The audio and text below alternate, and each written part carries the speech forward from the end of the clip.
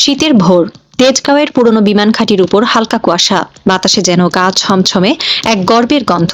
ঘুম জড়ানো শহর তখনও পুরোপুরি জেগে ওঠেনি, কিন্তু আকাশে হঠাৎ এক শব্দ, তীক্ষ্ণ, গভীর, বুকে কাঁপন ধরানো।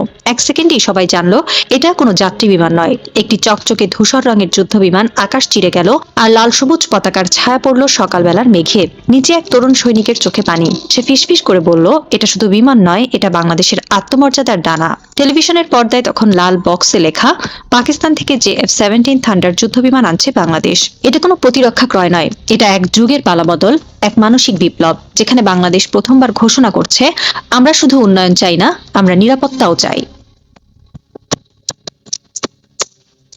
বহু বছর ধরে দেশের এক শ্রেণীর বুদ্ধিজীবী সমাজ মানুষের মনে এক ধারণা গেঁথে দিয়েছে, আমরা শান্তিপ্রিয় দেশ, যুদ্ধ করব না, তাই অস্ত্র কেনা মানে অপচয়। তাদের যুক্তি ছিল, যুদ্ধবিমান বা ক্ষেপণাস্ত্রে বিনিয়োগ না করে রাস্তাঘাট, সেতু বা হাসপাতাল তৈরি করাই ভালো। কিন্তু পৃথিবীর ইতিহাস বড় নিষ্ঠুর। যে দেশ নিজের নিরাপত্তা নিশ্চিত করতে পারে না, তার উন্নয়নও চিরস্থায়ী হয় না। ভেনেজুয়েলা তেলের ভান্ডার নিয়ে বসে থেকেও আজ দরিদ্র আর বিশৃঙ্খলার দেশে পরিণত হয়েছে, কারণ তাদের সেনাবাহিনী দুর্বল, তাদের আকাশ অনিরাপদ। অন্যদিকে উত্তর কোরিয়া, যাদের অর্থনীতি ভঙ্গুর কিন্তু প্রতিরক্ষা শক্তি দুর্ভেদ্য, তাদের উপর হামলার সাহস করে না পৃথিবীর কোনো পরাশক্তি। বাংলাদেশের ক্ষেত্রেও শিক্ষা স্পষ্ট, যে রাষ্ট্র নিজের সীমানা রক্ষায় সক্ষম নয়, সেই রাষ্ট্রের উন্নয়ন একদিন অন্যের হাতে লুণ্ঠিত হয়।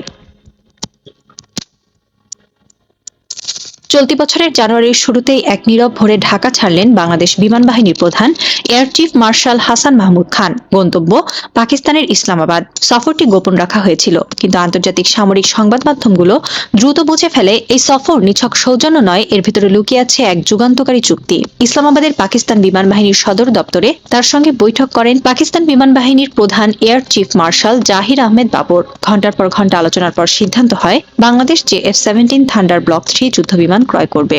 আর এই চুক্তির অংশ হিসেবে পাকিস্তান এক অভিনব প্যাকেজ দেবে, প্রতি 3টি থান্ডারের সঙ্গে একটি করে ট্রেনার বিমান, যার নাম সুপার মুসাক। এই যেন কূটনীতির সঙ্গে মিশে থাকা সামরিক বন্ধুত্বের নতুন অধ্যায়। পাকিস্তান জানিয়েছে, বিশ্বের অন্যান্য অর্ডারকে পাশ কাটিয়ে বাংলাদেশের চুক্তিকে অগ্রাধিকার দেওয়া হবে।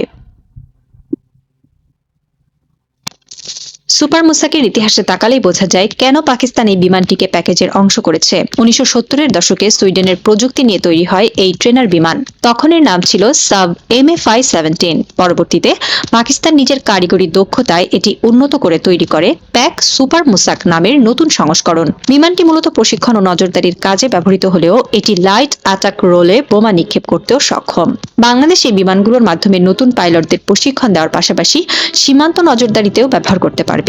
চুক্তি অনুযায়ী যদি বাংলাদেশ 36টি JF-17 ক্রয় করে, তবে 12টি সুপার মুসাক পাবে বিনামূল্যে। 24টি ক্রয় করলে 8টি মুসাক যুক্ত হবে। এভাবে গঠিত হবে এক আধুনিক প্রশিক্ষণ ও যুদ্ধ প্রস্তুতি কাঠামো, যা আগের যে কোনো সময়ের তুলনায় উন্নত। আন্তর্জাতিক প্রতিরক্ষা বিশ্লেষক সংস্থা ফ্লাইট গ্লোবাল জানিয়েছে, বাংলাদেশ প্রায় 700 মিলিয়ন মার্কিন ডলারে 24টি JF-17 যুদ্ধবিমান ক্রয় করছে, অর্থাৎ প্রতিটি বিমানের গড় দাম মাত্র $29 মিলিয়ন। এই দামে এমন সক্ষম যুদ্ধবিমান আজ পৃথিবীর আর কোথাও পাওয়া সম্ভব নয়। তুলনায় ফ্রান্সের রাফায়েলের দাম 100 মিলিয়নের ওপরে। এই JF-17 ব্লক 3 হল উন্নত মানের হালকা মাল্টিরোল ফাইটার, যা শত্রুপক্ষের বিমান, রাডার এবং স্থল টার্গেট তিনটিকেই আঘাত করতে সক্ষম। এর ককপিট পুরোপুরি ডিজিটাল, রাডার ও অস্ত্রসজ্জা চীনের JET-C মানের। আর গুরুত্বপূর্ণ ব্যাপার হলো, এই বিমানগুলো বাংলাদেশের জন্য কাস্টম কনফিগারেশনে তৈরি হওয়া। বাংলাদেশের আবহাওয়া, আর্দ্রতা ও সীমান্ত পরিস্থিতি অনুযায়ী বিশেষভাবে পরীক্ষা করা হবে। এই বিমানের ইঞ্জিন এসেছে রাশিয়া থেকে, RD-93MA, যা MiG-29 এর আধুনিক সংস্করণ। এর গতি ঘন্টায় 2200 কিলোমিটারের বেশি এবং 4000 ঘন্টার সার্ভিস লাইফে এটি টানা যুদ্ধক্ষেত্রে কাজ করতে পারে। যদিও বাংলাদেশ শুরুতে চেয়েছিল চীনের WS-13 ইঞ্জিন ব্যবহার করতে, কিন্তু তা সম্ভব হয়নি, কারণ চীনের ইঞ্জিন আকারে বড় ও ভারী। তবে চীনের ভূমিকা এখানেই শেষ নয়। বিমানের রাডার, মিসাইল সিস্টেম এবং গাইডেন্স সফটওয়্যার সবই এসেছে চীনের প্রযুক্তি থেকে। এই বিমান থেকে ফায়ার করা যাবে চীনের স্বল্প ও দীর্ঘ পাল্লার ক্ষেপণাস্ত্র PL-5, PL-15 এবং ভবিষ্যতে চাইলে PF-17 যুক্ত করার সুযোগ থাকবে, যার রেঞ্জ 300 কিলোমিটারেরও বেশি। এই একটিমাত্র সুযোগ বাংলাদেশের প্রতিরক্ষা কৌশল পাল্টে দিতে পারে, কারণ এই অস্ত্রের নাগালে থাকলে ভারতের যে কোনো সীমান্ত ঘাঁটি কার্যত বাংলাদেশের আকাশে ধরা থাকবে। একসময় বাংলাদেশে সামরিক শক্তির মাপকাঠি ছিল সেনা সংখ্যা, কিন্তু আধুনিক যুদ্ধের ধারণা এখন বদলে গেছে। এখন লড়াই হয় প্রযুক্তিতে, আকাশে, স্যাটেলাইটে।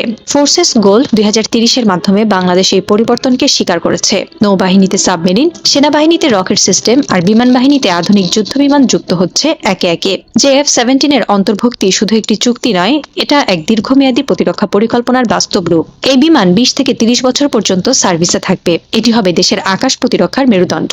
আর সবচেয়ে বড় পরিবর্তন, বাংলাদেশ এখন অস্ত্রের বাজারে গ্রাহক নয়, একজন কৌশলগত অংশীদার।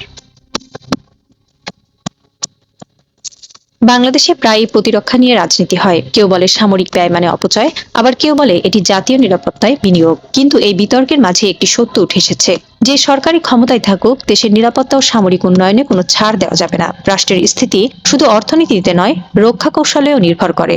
পাকিস্তানকে ভালো লাগুক বা না লাগুক, তাদের সঙ্গে সামরিক সহযোগিতা এখন বাস্তব প্রয়োজন। কারণ আঞ্চলিক রাজনীতির বর্তমান ভারসাম্যে চীন ও পাকিস্তানের সঙ্গে সম্পর্কই বাংলাদেশের নিরাপত্তা ছাতার অন্যতম স্তম্ভ।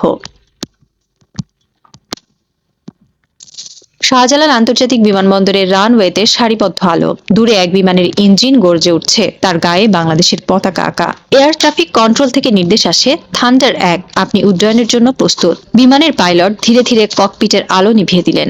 এক মুহূর্তে তার চোখে ভেসে উঠল দেশ, পদ্মা নদীর স্রোত, সীমান্তের কাঁটাতার, আর সেই অগণিত মানুষের মুখ যারা বিশ্বাস করে এই আকাশ আমাদেরই। ইঞ্জিনের গর্জন ছিঁড়ে দিল রাতের নীরবতা। বিমানটি আকাশে উঠে গেল, তার নিচে ঝলমল করছে এক স্বাধীন রাষ্ট্রের প্রতিচ্ছবি। ঢাকার আকাশে গর্জে উঠল নতুন এক প্রতিধ্বনি, আমরা আর নিরস্ত্র নই। এই প্রতিধ্বনি শুধু সামরিক নয়, এটা এক মানসিক বিপ্লবের ভাষা। একটি দেশ জানিয়ে দিচ্ছে সে উন্নয়নেরও অধিকারী, আর